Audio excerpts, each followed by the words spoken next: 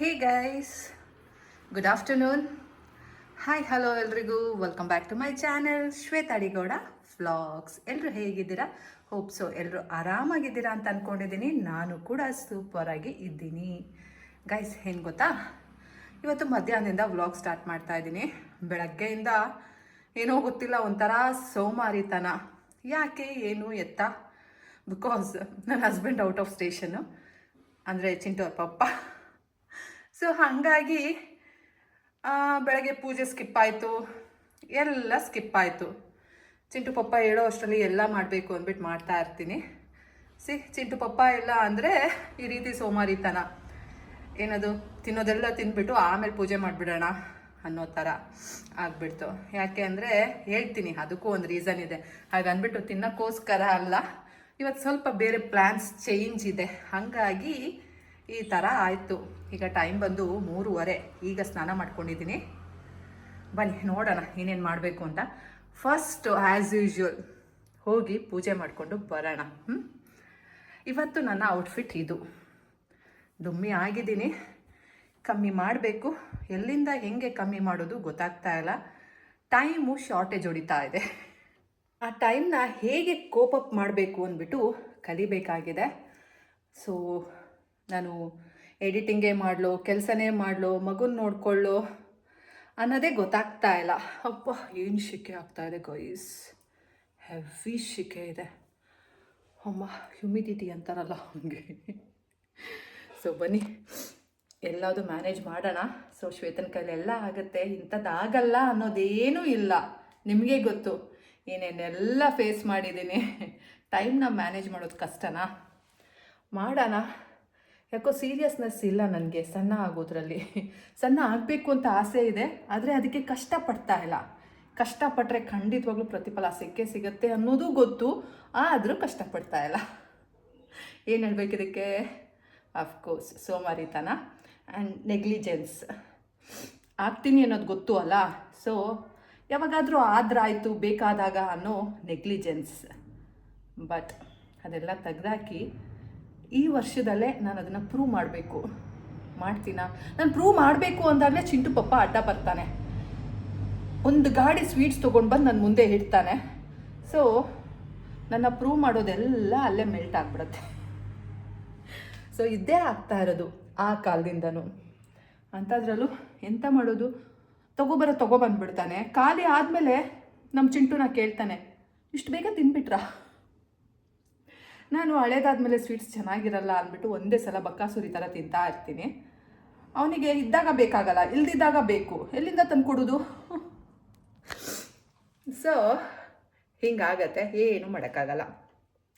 ಅದೇನದು, ಇದ್ದಾಗ ತಿಂದವರೇ ಪುಣ್ಯವಂತರು ಅಷ್ಟೇ. ನಾನೇ ಪುಣ್ಯವಂತೆ ಎಲ್ಲ ವಿಷಯದದು. ನಾನು ಯಾವತ್ತೂ ಪಾಪ ಮಾಡಿಲ್ಲ. ಪಾಪ ಏನಾದರೂ ಮಾಡಿದರೆ ಹೋದ ಜನ್ಮದಲ್ಲಿ ಮಾಡಿರ್ತೀನಿ, ಅದನ್ನು ಬಡ್ಡಿ ಸಮೇತ ಇವಾಗ ತೀರಿಸ್ತಾ ಇದ್ದೀನಿ. ಸೊ ಮುಂದಿನ ಜನ್ಮಕ್ಕೂ ಉಳಿದ್ರುಳ್ಬೋದು, ಹೇಳೋಕ್ಕಾಗಲ್ಲ. ಬಿಕಾಸ್ ನಾನು ಈ ಜನ್ಮದಲ್ಲಿ ಏನು ಫುಲ್ ಪುಣ್ಯ ಮಾಡಿದ್ದೀನಿ ಅಂತ ಏನು ಕೊಚ್ಕೊಳ್ಳಲ್ಲ. ನಾನು ಪಾಪ ಮಾಡಿದ್ದೀನಿ, ಇನ್ನೂ ಸ್ವಲ್ಪ ಮಾಡ್ತಾನೇ ಇದ್ದೀನಿ. ಆದರೆ ಸ್ವಲ್ಪ ಪುಣ್ಯಗಳ ಮಧ್ಯೆ ಆ ಪಾಪಗಳು ಎದ್ದು ಕಾಣಲ್ಲ ಅಷ್ಟೆ. ನನ್ನ ಪಾಪ ಹೇಳ್ಕೊಬಾರ್ದು ಅಂತ ಏನಿಲ್ಲ. ನನ್ನ ಪಾಪಗಳು ಹೇಳ್ಕೊಳ್ಳೋ ಟೈಮ್ ಬರುತ್ತೆ, ಹೇಳ್ಕೊತೀನಿ.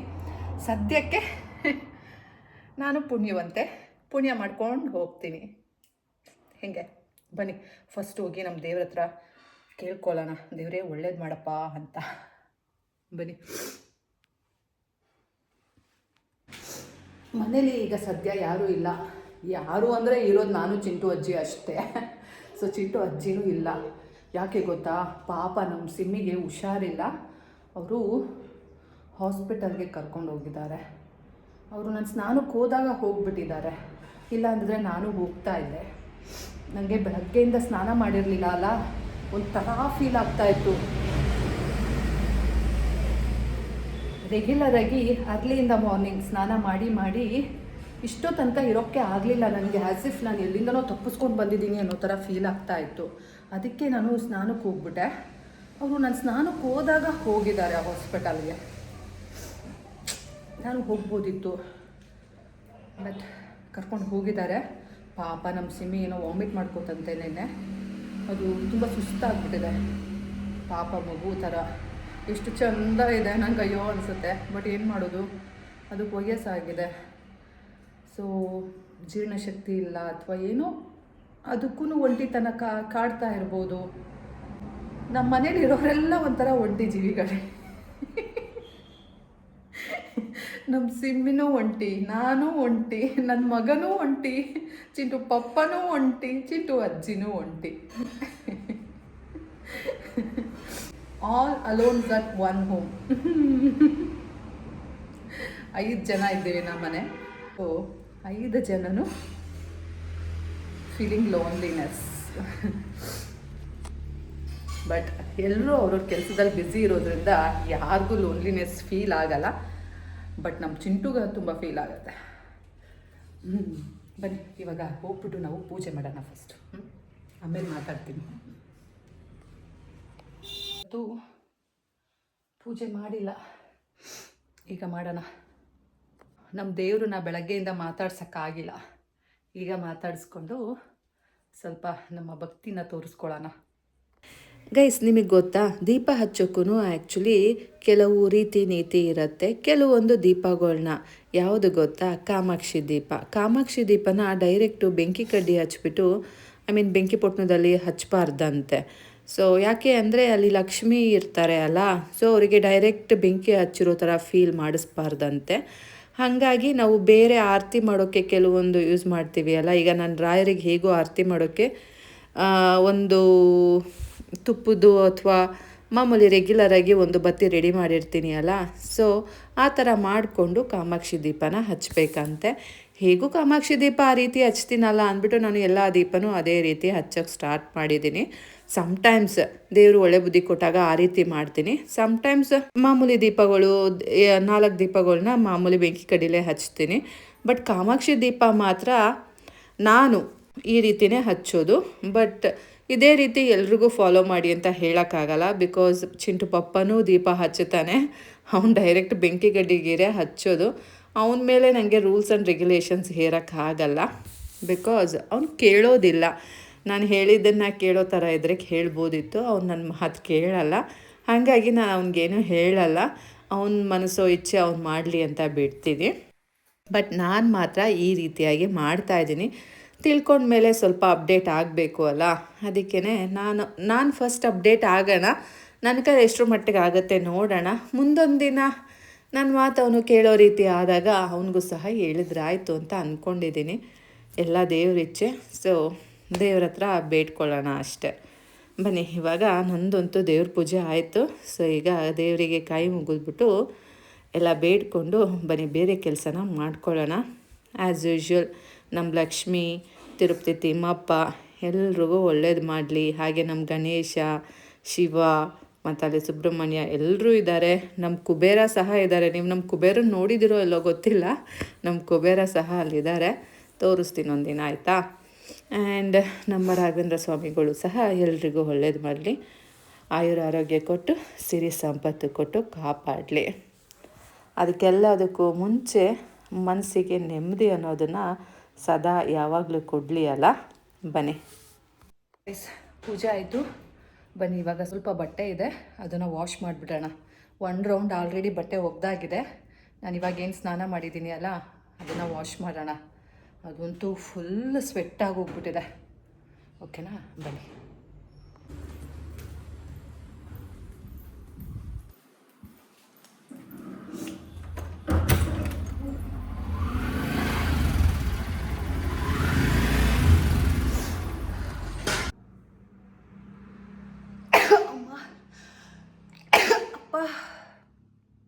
ನಿನ್ನೆ ನನ್ನ ಮಗ AC ತುಂಬ ಜಾಸ್ತಿ ಆಗ್ಬಿಟ್ಟಿದ್ದಾನೆ, ಶೀತ ಆಗ್ಬಿಟ್ಟಿದೆ ಗೈಸ್. ನೋಡಿ ಈಗ ಸ್ನಾನ ಮಾಡಿದ್ದೀನಿ, ಎಷ್ಟು ಸ್ವೆಟ್ ಆಗಿದ್ದೀನಿ ಅಂತ. ಉಫ್, ಸ್ವಲ್ಪ ಬಟ್ಟೆ ಇದೆ ನಾನು ಒಬ್ಳದು, ಇದನ್ನು ವಾಶ್ ಮಾಡಿಬಿಡೋಣ. ಬನ್ನಿ.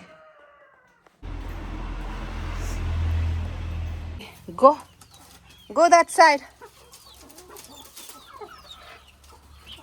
ಎಲ್ಲ ಕಾಯ್ಕೊಂಡು ಕೂತೀರಿ, ಹೊರಗೆ ಬರಕ್ಕೆ ಬಿಡಲ್ಲ. ಎಲ್ಲ ಇಲ್ಲೇ ಇರಿ ನೀವು. ನನ್ನಿಂದ ನೀವು ಯಾಕೆ ಬರ್ತಾ ಇದ್ದೀರಾ? ನಾನೇನೂ ಹಾಕಲ್ಲ ಗೈಸ್. ಅಲ್ಲಿ ನೋಡಿ ಸ್ವಲ್ಪ ಬಟ್ಟೆ ಒಗ್ದಾಕಿದ್ದೀನಿ. ಜಸ್ಟ್ ಇವಾಗ ಏನು ಹಾಕ್ಕೊಂಡಿದ್ನಲ್ಲ ಸ್ನಾನಕ್ಕೂ ಮುಂಚೆ ಆ ಬಟ್ಟೆ ಇದೆ, ಅದನ್ನು ವಾಶ್ ಮಾಡಿಬಿಟ್ಟು ನೀರು ಸೋರೋಕ್ಕೆ ಹಾಕ್ಬಿಟ್ಟು ಹೋಗೋಣ. ಚಿಂಟು ಕರ್ಕೊಂಡು ಬಂದಮೇಲೆ ಎಲ್ಲ ಬಟ್ಟೆ ಒಟ್ಟಿಗೆ ತೊಗೊಂಡು ಹೋಗೋಣ.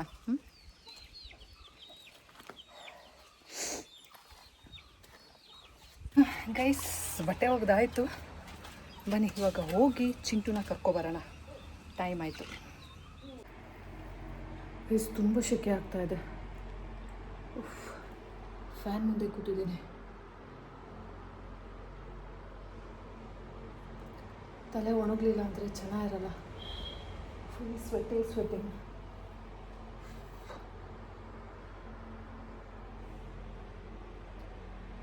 ಇನ್ನೂ ಬಟ್ಟೆ ಜೋಡಿಸಿಲ್ಲ ಗೈಸ್, ಲಗೇಜ್ ಪ್ಯಾಕ್ ಮಾಡಿಲ್ಲ. ನಾನು ನಿಮ್ಗೆ ಹೇಳಿಲ್ಲ ಅಲ್ಲ ಗೈಸ್, ಇವತ್ತು ನಾನು ಊರಿಗೆ ಹೋಗ್ತಾ ಇದ್ದೀನಿ.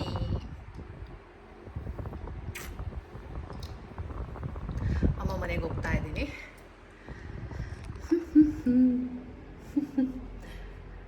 ನಾನು ಅಂದ್ಕೊಂಡಿದ್ದೆ ಹೋಗಬೇಕು ಅಂತ, ಆದರೆ ಕನ್ಫರ್ಮ್ ಆಗಿರಲಿಲ್ಲ ಈ ಮೂಮೆಂಟ್ ತನಕನೂ.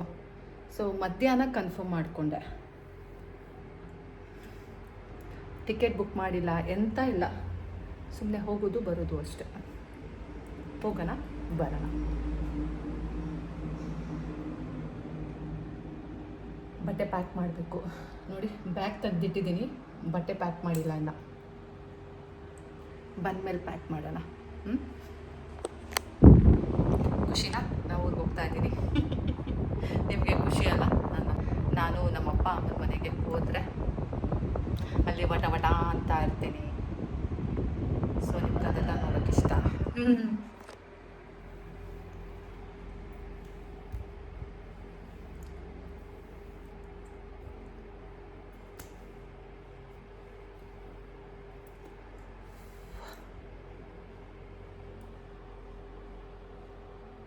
ನಿದ್ದೆ ಬರ್ತಾ ಇದೆ ಗೈಸ್, ಬಸ್ಸಲ್ಲಿ ಆರಾಮಾಗಿ ನಿದ್ದೆ ಮಾಡೋಣ.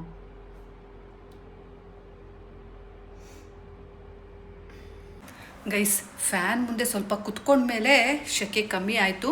ಬನ್ನಿ ಇವಾಗ ಹೋಗಿ ಚಿಂಟುನ ಕರ್ಕೊಂಡು ಬರೋಣ, ಟೈಮ್ ಆಗ್ತಾ ಇದೆ. ಯಾರು ಅಂತ ನೋಡ್ತಾ ಇದ್ದೀರಾ? ನಾನೇ ಗೈಸ್, ನಾನೇ. ನಂದು ಹಳೆ ಸೆಟಪ್ ಏನಿತ್ತಲ್ಲ, ಸ್ಟ್ರಕ್ಸು ಮತ್ತು ವೇಲೆಲ್ಲ ವಾಶ್ಗೆ ಹಾಕಿದ್ದೀನಿ, ವಾಶ್ ಮಾಡಿ ಹಾಕಿದ್ದೀನಿ. ಆಮೇಲೆ ಹಾಕ್ಕೊಳ್ಳೋಣ ಆಯಿತಾ? ಪಾಪ ನಮ್ಮ ಸಿಮ್ಮಿ, ಬನ್ನಿ ತೋರಿಸ್ತೀನಿ. ಹಾಸ್ಪಿಟಲ್ಗೆ ಹೋಗಿದ್ದು ಬಂದು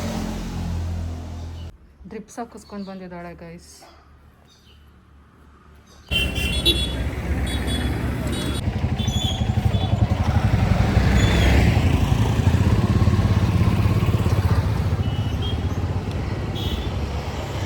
ನಮ್ಮ ಚಿಂಟುನ ಇವಾಗ 4:15 ಹೋಗಿ ಪಿಕ್ ಮಾಡ್ತಾ ಇದ್ನಲ್ಲ, ಅಷ್ಟೊತ್ತಿಗೆ ಪಿಕ್ ಮಾಡ್ತಾ ಇಲ್ಲ, 5 ಗಂಟೆಗೆ ಪಿಕ್ ಮಾಡ್ತಾ ಇರೋದು. ಯಾಕೆ ಗೊತ್ತಾ? ಆ್ಯಕ್ಚುಲಿ ಅವ್ರ ಸ್ಕೂಲಲ್ಲಿ ಎಕ್ಸ್ಟ್ರಾ ಕ್ಲಾಸ್ ತಗೋತಾ ಇದ್ದಾರೆ. ಎಲ್ರಿಗೂ ಏನು ಕಂಪಲ್ಷನ್ ಅಲ್ಲ, ಆ್ಯಕ್ಚುಲಿ ಸ್ವಲ್ಪ ವೀಕ್ ಆಗಿರೋರಿಗೆ ಅವರೇ ಕಂಪಲ್ಷನ್ ಮಾಡಿ ತಗೋತಾ ಇದ್ದಾರೆ. ಇನ್ನು ಮಿಕ್ದವ್ರಿಗೆ ಇಲ್ಲ. ನಮ್ಮ ಚಿಂಟುಗೂ ಏನು ಅವ್ರೇನು ಹೇಳಿಲ್ಲ. ನಾನೇ ಎಕ್ಸ್ಟ್ರಾ ಕ್ಲಾಸ್ ಆಗಲಿ ಮತ್ತು ಚೆಂದ ಕಲೀಲಿ ಅಂದ್ಬಿಟ್ಟು ನೀನು ಕ್ಲಾಸಿಗೆ ಕುತ್ಕೊಂಡು ಬಾ ಅಂದ್ಬಿಟ್ಟು ಹಾಕಿದ್ದೀನಿ. ಮತ್ತು ಮನೆಗೆ ಬಂದು ಅವ್ನು ಬರೀ ಮೊಬೈಲ್ ನೋಡೋದು, ಸ್ನ್ಯಾಕ್ಸ್ ತಿನ್ನೋದು, ಇದರಲ್ಲೇ ಟೈಮ್ ಪಾಸ್ ಮಾಡ್ತಾನೆ. ಅದ್ರ ಬದಲು ಕ್ಲಾಸಸಲ್ಲಿ ಕೂತ್ಕೊಂಡ್ರೆ ಸ್ವಲ್ಪ ತಲೆಗಾದರೂ ಹೋಗುತ್ತೆ. ಸ್ವಲ್ಪ ಕಮ್ಮಿ ಓದೋ ಮಕ್ಕಳಿಗೆ ತಿದ್ದಿ ಬುದ್ಧಿ ಹೇಳಿ ಚೆಂದಾಗಿ ಹೇಳ್ಕೊಡ್ತಾರೆ, ಆವಾಗ ಇವನು ಕಲಿಬೋದು ಅನ್ನೋ ಇಂಟೆನ್ಷನಲ್ಲಿ ಇವನಿಗೆ ನಾನು ಎಕ್ಸ್ಟ್ರಾ ಕ್ಲಾಸಿಗೆ ಹಾಕಿದ್ದೀನಿ. ಚಿಂಟುನ ಸ್ಕೂಲಿಂದ ಕರ್ಕೊಂಡು ಡೈರೆಕ್ಟ್ ಪೆಟ್ರೋಲ್ ಪಂಪಿಗೆ ಬಂದೆ. ಪೆಟ್ರೋಲ್ ಆಲ್ರೆಡಿ ತುಂಬ ಲೋ ಇತ್ತು, ರೆಡ್ಡಿಗೆ ಬಂದುಬಿಟ್ಟಿತ್ತು. ಸೊ ಹಾಗಾಗಿ ಪೆಟ್ರೋಲ್ ಹಾಕಿಸ್ಕೊಂಡು ಹೋಗೋಣ ಅಂದ್ಬಿಟ್ಟು ಇಲ್ಲಿಗೆ ಬಂದಿದ್ದೀನಿ. ಎಷ್ಟು ಫುಲ್ ಟ್ಯಾಂಕ್ ಮಾಡಿಸಿದ್ರು 3 ದಿನ ಗೈಸ್, 3 ದಿನಕ್ಕೆ ಅದಕ್ಕೆ ಎಗೇನ್ ಫುಡ್ ಹಾಕಲೇಬೇಕು. ಪೆಟ್ರೋಲ್ನ ಎಗೇನ್ ಫುಲ್ ಮಾಡಲೇಬೇಕು. ಎಷ್ಟು ಅಂತ ಹಾಕ್ಸೋದು ಗೈಸ್, ಬೇಜಾರಾಗ್ಬಿಟ್ಟಿದೆ.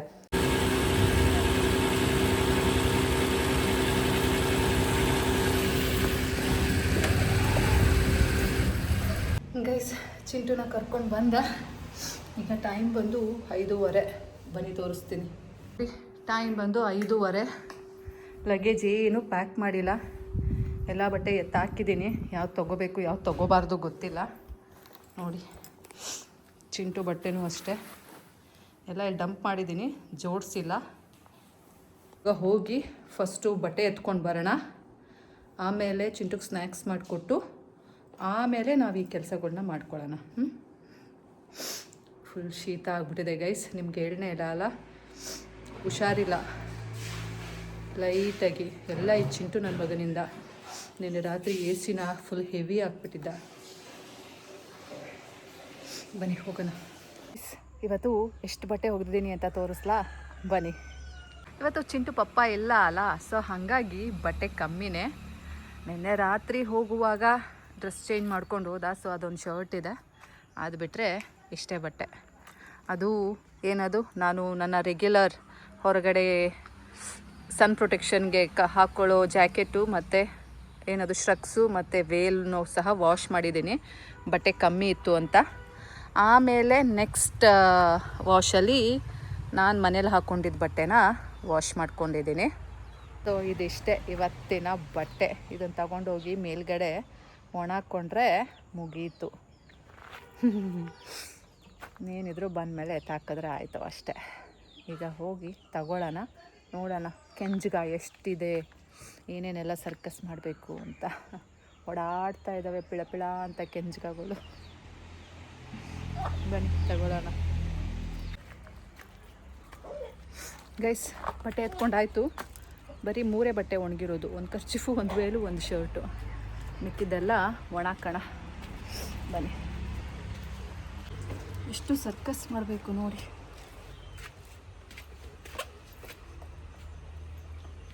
ಇವಾಗ ಸ್ನ್ಯಾಕ್ಸ್ ಮಾಡೋಣ. ಇವತ್ತು ಹೇಗೂ ಜರ್ನಿ ಮಾಡಬೇಕಲ್ಲ, ಚಿಂಟುಗೆ ನೂಡಲ್ಸ್ ಮಾಡಿಕೊಡೋಣ. ನಾನು ಸ್ವಲ್ಪ ನೂಡಲ್ಸ್ ತಿಂತೀನಿ.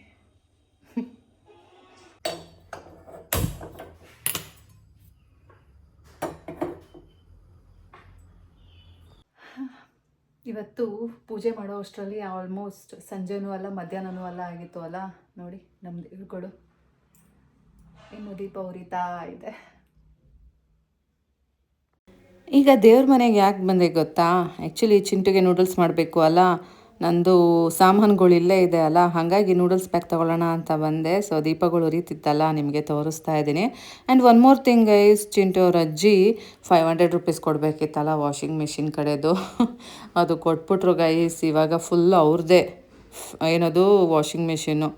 ನಂದೇನೂ ಅಧಿಕಾರ ಇಲ್ಲ ಗೈಸ್. 500 ರೂಪಾಯಿ ಅಧಿಕಾರ ಲಾಸ್ ಆಗೋಯ್ತು ಗೈಸ್. ಏನು ಮಾಡೋದು? ಇದು ಯಾವುದೋ ವೋಕ್ ಟಾಕ್ ಅಂತ ಬಂದಿದೆ, ವೀಬಾ ಅಂತೆ, ಮಸಾಲ ನೂಡಲ್ಸ್. ಅದನ್ನು ಮಾಡ್ತಾ ಇದ್ದೀನಿ. ಸೊ ಇವತ್ತು ಚಿಂಟುಗೆ wok talk masala noodles ready ಮಾಡ್ತಾ ಇದ್ದೀನಿ ಗೈಸ್. ಚಿಂಟುಗೆ ಕೊಟ್ಟು ಬಂದೆ, ಇವಾಗ ನನಗೆ ಮಾಡ್ಕೊತಾ ಇದ್ದೀನಿ. ಅವ್ನು ತಿನ್ನಬೇಕಾದ್ರೆ ನನಗೂ ಫೀಲ್ ಆಗುತ್ತೆ ಅಲ್ಲ, ಅದಕ್ಕೆ ಮಾಡ್ಕೊತಾ ಇದ್ದೀನಿ. ಸಾಕು, ಬನ್ನಿ ಹೋಗೋಣ.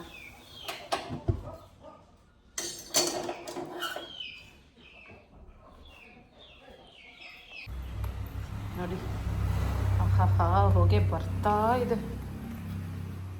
ಪಾಪ ನಮ್ಮ ಸಿಮ್ಮಿ ನೋಡಿ ಎಷ್ಟು ಮಾಡ್ತಾ ಇದ್ದಾಳೆ.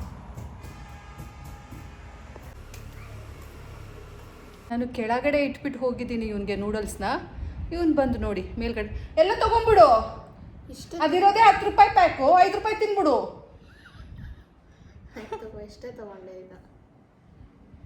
ನಾನು ಕೆಳಗಡೆ ಪರ್ಪಸ್ಫುಲ್ಲಿ ಇಟ್ಟೋಗಿದ್ದೀನಿ, ಅವ್ನು ಕೆಳಗಡೆ ಕುತ್ಕೊಂಡು ತಿನ್ನಲಿ ಅಂತ. ಅವ್ನು ನಾನು ಬರೋ ಅಷ್ಟರಲ್ಲಿ ಮೇಲ್ಗಡೆ ಇಟ್ಕೊಂಡು ತಿಂತಾ ಇದ್ದಾನೆ. ನಾನು ತಿಂತೀನಿ. ಸಖತ್ತಾಗಿದೆ. ಯಾವುದಿದು? ಫೇರಿ. ಏನೂ ಹಾಕಿಲ್ಲ ನಾನು, ಅದಕ್ಕೆ ಹಾಕ್ಕೊಟ್ಟಿದ್ದೀನಿ ಪೆರಿ ಪೆರಿ ಮತ್ತು ಸ್ವಲ್ಪ ಸಾಲ್ಟ್. ಯಾವ ಜ್ಯೂಸು ಈ ಕಲರ್ ಇದೆ? ಮಿಕ್ಸ್ ಮಾಡ್ಕೊಂಡಿದ್ಯಾ? 7 ಅಪ್. ಆಗ ಕಲರ್ ಇದೆ, ಹಿಂಗಿರುತ್ತೆ 7 ಅಪ್ಪು. ಮತ್ತೆ 2 ಮಿಕ್ಸ್ ಹೊಡೆದಿದ್ಯಾ? ಯಾವುದು? ಇಲ್ಲಪ್ಪ. ಫ್ರೂಟಿ ಮತ್ತು 7 ಅಪ್ಪು.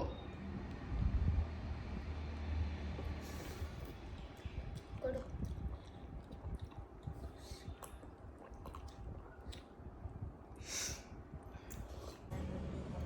ಗೈಸ್, ಇದು 10 ರೂಪೀಸ್ ಪ್ಯಾಕು. ಕ್ವಾಂಟಿಟಿ ಮಾತ್ರ ತುಂಬ ಕಮ್ಮಿ ಕೊಟ್ಟಿದ್ದಾರೆ, ಒಳ್ಳೆ 5 ರೂಪೀಸ್ ಕೊಟ್ಟಿರೋ ಥರ. ಏನು ಮೋಸನಪ್ಪ ಇವಾಗ.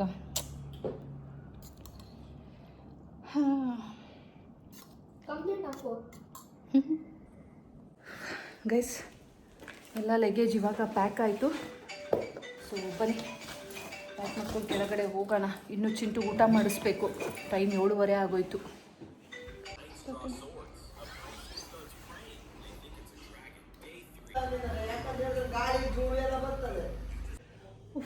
ಗೈಸ್ ಊಟ ಆಯಿತು, ಬನ್ನಿ ಹೋಗೋಣ.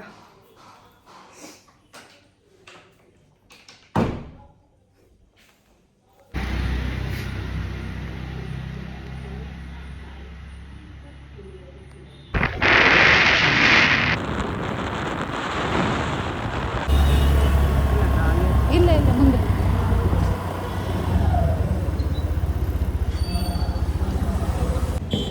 Give me one, give me. For you one, for me one. Bubble gum? ನಂಗೆ ಗೊತ್ತಿಲ್ಲ. ಬಬಲ್ ಗಮ್ಮ.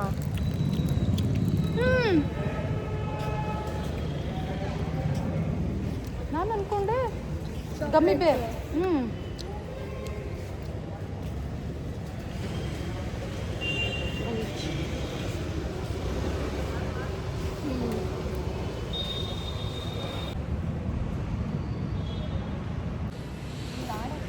ಅದೇ ಗೈಸ್ ನೋಡಿ ಗೈಸ್, ನಾಯಿ ಹೆಂಗೆ ಆಟಾಡ್ತಾ ಇದೆ ಬಾಟಲ್ ಹಂಗೆ ಬತ್ತ. ಚೆನ್ನಾಗಿಲ್ಲ ಆಗ್ತಿ.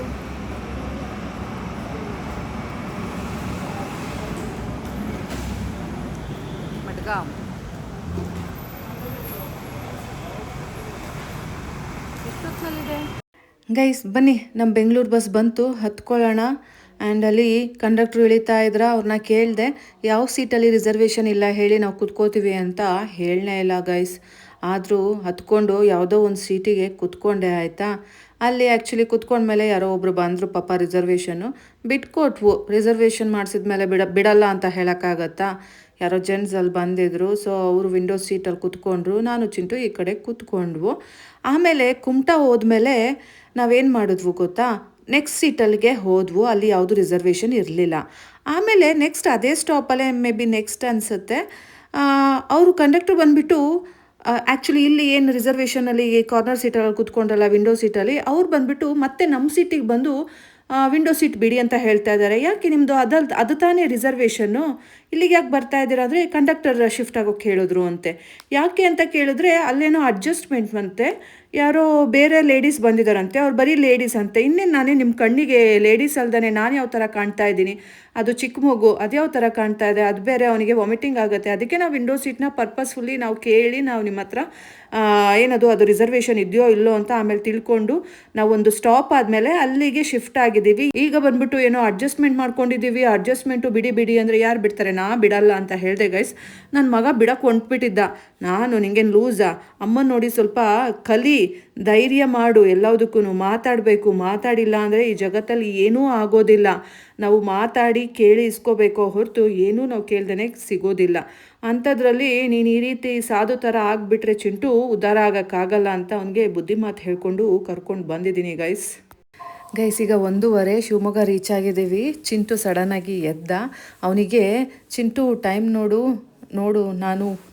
ನಾನು ಏನು ಯಾಕೆ ಹೋಗ್ತಾ ಇದ್ದೀವಿ ಅಂತ ನೆನ್ಪು ಮಾಡ್ತಾ ಇದ್ದೀನಿ. ಅವನಿಗೆ ಗೊತ್ತಾಗ್ತಾ ಇಲ್ಲ.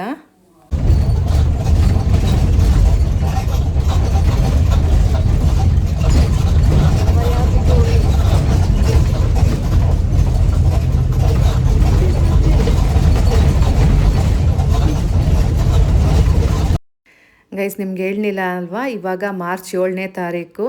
ಸೊ ಇವತ್ತು ನನ್ನ ಬರ್ಡೇ ಮಧ್ಯರಾತ್ರಿ ಗೈಸ್. ಇವಾಗ ನನ್ನ ಮಗನಿಗೆ ನೆನ್ಪು ಮಾಡಿದೆ ನನ್ನ ಬರ್ಡೇ ಅಂತ. ಸೊ ಅವನು ವಿಶ್ ಮಾಡ್ತಾ ಇದ್ದಾನೆ.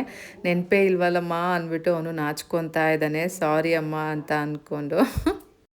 ಗೈಸ್ ಅಂತೂ ಇಂತೂ ನಮ್ಮ ಚಂದ್ರಾಪಟ್ಟಣ ಬಂದು ರೀಚ್ ಆದವು. ನೋಡಿ ನಮ್ಮ ಹನುಮಂತ ಇಲ್ಲಿ ಸೊ ಬ್ಲೆಸ್ ಮಾಡೋಕ್ಕೆ ಅಂತ ಕಾಯ್ಕೊಂಡು ನಿಂತಿದ್ದಾರೆ.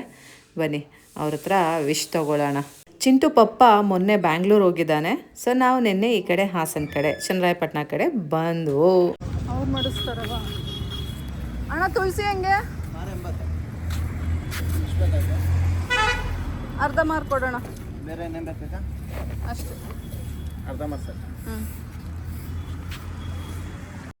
ನೆನ್ನೆ ನಮ್ಮ ಅಮ್ಮನ್ನ ಕೇಳಿದ್ದೆ ಆ್ಯಕ್ಚುಲಿ, ಅಮ್ಮ ಹೂವು ಇದೆಯಾ ಅಂತ. ಹಾಂ 1 ಮಾರು ಸೇವಂತಿಗೆ ಹೂವು ಇದೆ ಅಂತ ಹೇಳಿದರು. ಹಾಗಾಗಿ ಸ್ವಲ್ಪ ತುಳಸಿನೂ ಇರಲಿ ಅಂದ್ಬಿಟ್ಟು ನಾನು ತುಳಸಿ ಮಾತ್ರ ತಗೋತಾ ಇದ್ದೀನಿ. ಮನೆಗೆ ಹೋಗಿ ನೋಡಬೇಕು ನಮ್ಮಮ್ಮ ಏನು ಕತೆ ಮಾಡಿದ್ದಾರೆ, ತಂದಿದ್ದಾರೋ ಇಲ್ವೋ ಅಂತ. ಬಟ್ ನಮ್ಮಮ್ಮ ಹೇಳಿರೋ ಮಾತನ್ನ ನಂಬ್ಕೊಂಡು ನಾನೀಗ ಬರೀ ತುಳಸಿನ ತಗೋತಾ ಇದ್ದೀನಿ ಗಾಯ್ಸ್. ನಮ್ಮಮ್ಮ ಮಗಳು ಮತ್ತು ಮೊಮ್ಮಗ ಬರ್ತಾರೆ ಅಂದ್ಬಿಟ್ಟು ಬೆಳಗ್ಗೆನೇ ಎದ್ದು ಎಲ್ಲ ಕೆಲಸ ಮಾಡ್ಕೊತಾ ಇದ್ದಾರೆ ನೋಡಿ ಗೈಸ್. ಪಾಪ ನಮ್ಮಮ್ಮಂಗೂ ಹುಷಾರಿಲ್ಲ ಗೈಸ್, ಏನು ಮಾಡೋದು, ಮಾಡಲೇಬೇಕಲ್ಲ. ಸುಮ್ಮನೆ ಅವ ಎಷ್ಟು ಮಾತಾಡ್ತೀರ.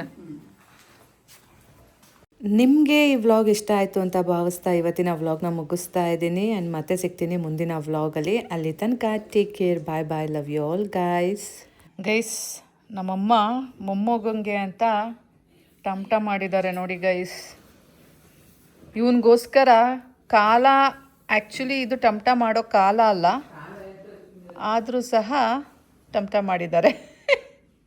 ಇದೆಲ್ಲ ಸೀಸನಲ್ ಟಮಟಾಸ್. ಈ ಕೋಡಂಗಿಗೋಸ್ಕರ ಟಮಟ. ಏ